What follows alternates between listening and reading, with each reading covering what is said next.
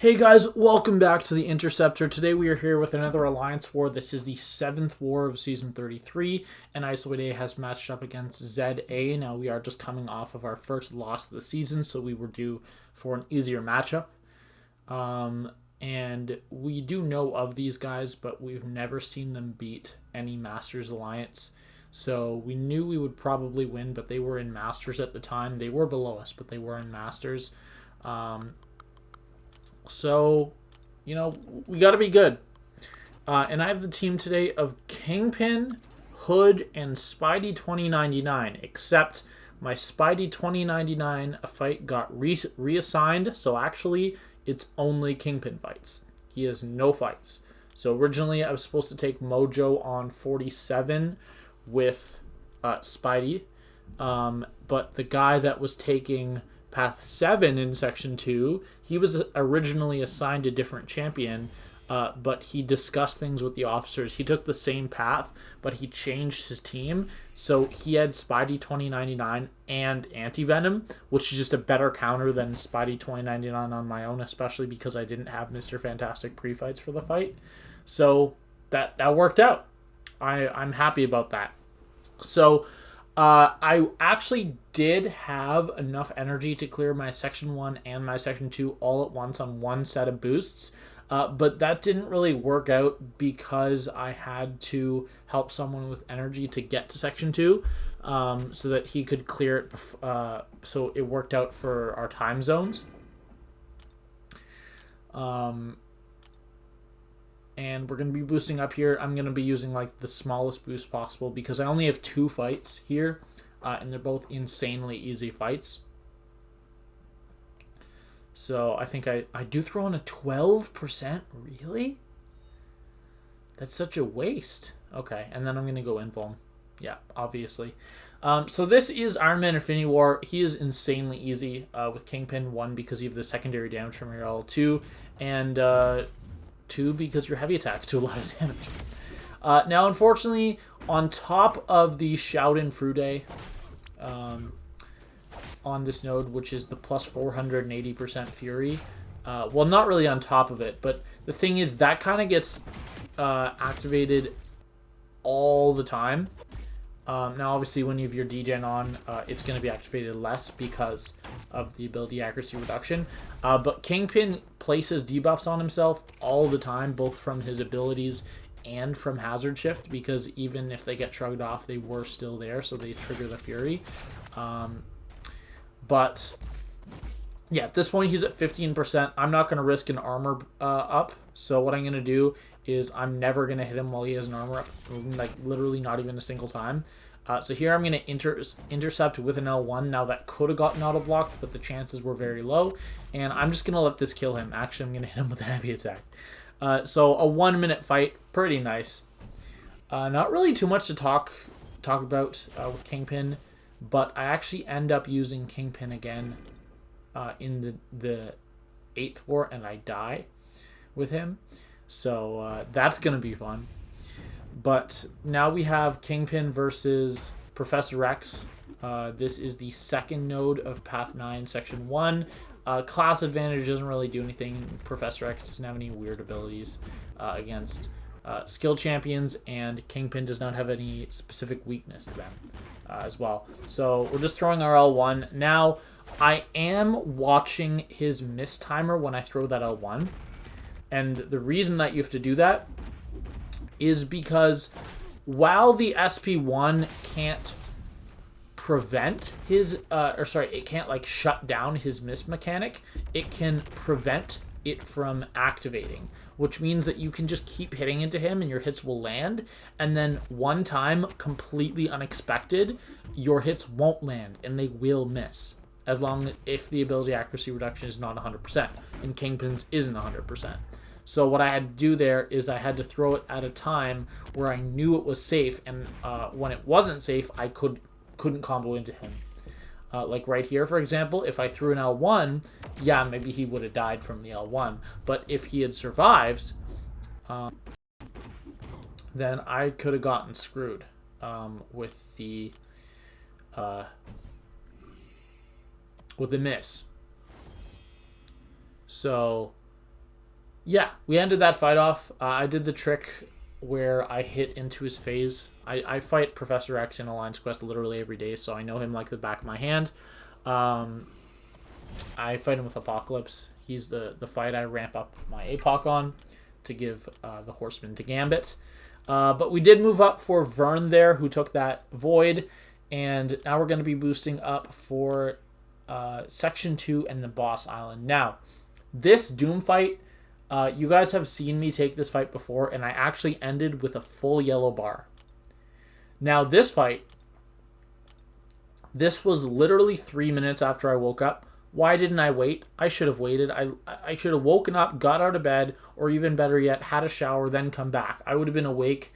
I was half sleeping during this fight, and it's going to show because I'm going to take hella hits to the face. I know this fight. I know how to do this fight, and I have a strategy in mind. That strategy is not going to work. So I went in here with an SP1 boost. That was the right move. You are not supposed to use an invulnerability boost here. It is more dangerous. You are supposed to use a special 1 boost. And then there, he's just a little bitch, and he heavy intercepts me. So at this point, I'm trying to get my openings, and there we go. I finally get one. And I am keeping up the strategy of spamming special 1s. Now, at this point, I am winning the fight. That's not going to happen the whole time. I am going to be losing the fight. And then right there, I discover this guy has 5 out of 5 MD, and I'm like, oh. So I actually do prefer it when you have MD for this fight. Right there, also a mistake. Rather than dexing, I should have intercepted with an L1. That was a mistake. So because of that, I think I get pushed to my L2 here. Or maybe I slow play it, and I'm smart. And I don't counter this. Oh! I shouldn't have done that. That was a mistake. That's what I'm talking about. And now look at this. He's at 1.9 bars. What's he going to do? Look at how long my buff timer has. He's going to wait out the entire thing. I didn't tap block. Well, actually, I did right there. I didn't really tap block. And he just got right to an L2. So what am I going to do? I'm going to take the L2 to the face. Because why not? What I was trying to do is I was trying to block the first beam and dex the rest. What I did instead is I blocked all of the beams but one, and when you do that, you don't have the time to dex the last beam, but because my timing was wrong, I only got hit once. Which is fine, because if you only get hit once, it only places 1 incinerate, and then you actually are guaranteed to shrug it off. Whereas if you eat the whole L2, then the beams at the end, you'll only shrug off the first incinerate, and then all of the other ones will like literally be guaranteed to stick to you. But we end off the fight here. We also ate an L1 somewhere in there, but we win the fight, which is the important part. And we go to the fight that I was actually the most scared about. That turns out to not really be an issue at all. So it's this Red Skull. And if you don't know the way that Red Skull works, well, he is an unstoppable an unstoppable armor defender. And we are unfortunately going to have to waste 3 potions on that fight. So he is an unstoppable armor defender.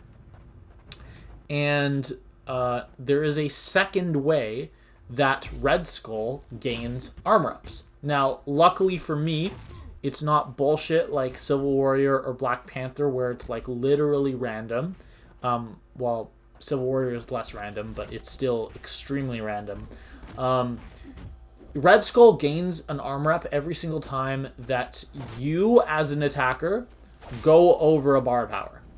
It has nothing to do with his power. It's when you reach a bar of power. So what I'm going to do is every time I'm reaching a bar of power, I'm going to try to like hit him while he's stunned or just do it in a way that he can't counter me. Right there, I made the mistake of doing a full 5-hit combo, but I got lucky and the 30% chance for him to go unstoppable did not activate. But other than that, I like credit to me. I think this fight went pretty well. I was pretty happy with it.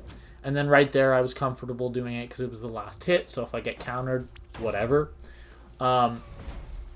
This person is also not running willpower, which is really weird for a Plat 1 Alliance to not run willpower on defense.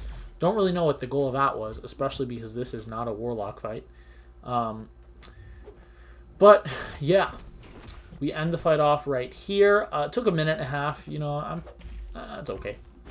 I did a pretty good job of watching his armor ups, and I believe he did go unstoppable once or twice, but we didn't get hit. And now we'll go into like literally the easiest fight of my war. This is a joke. This is Moleman on node 49. Why is he here? Why? I genuinely don't understand. What is he doing here? No one knows. But Moleman. He is unstoppable armor, but that's literally all he has as a defender. He is a garbage defender. Why is he here? I don't know. Wasting one of the best nodes on the map for him. And like I'd argue the most difficult thing about him is the fact that you can't parry him consistently, or like you can only do it 2 or 3 times in war. Except here you can do it literally never because he's stun immune. So you just remove all the difficulty of Moleman by putting him here. I don't know how it's physically possible to die to this fight. We timed that L2 perfectly, so it knocks him down and then he gets the armor up, so even if he had gone unstoppable, it wouldn't have mattered. But yeah, we just slow play this, and it's literally like this is a duel. He does actually enter Frenzy right there, and what Frenzy does is it allows us to throw special ones, which is going to do more damage than the L2. Now, before he entered Frenzy, I couldn't throw the L1 because it was... because he would have shrugged off the DJ. So there's no reason to throw it. But here we're able to throw 2 L1s, and that's just going to actually speed up the fight to the point where the fight is over. And then there I lose my invulnerability. I thought I would be able to kill him in that combo, and I knew that because he had Frenzy, he couldn't guarantee crit and like kill me with a 5-hit combo. So I went in, and luckily he only hit me the same number of times I had my invulnerability boost, so we were completely fine. But that's the end of the war. We won this war by a lot. It was like at least 6 or 7 deaths, I think. But yeah. We're now 6-1 on the season. My death total is at 1 still. That's going to change next war. And my PSR is at 46 out of 47, which is 98%. And my deathless streak is at 16. So, yeah, you guys will see. Do I reach 20? I don't know if I reach 20. We'll see. I honestly don't remember how many fights I had previous to my death in the next war. But yeah, that's going to be it. And I will see you guys in the next video. Bye.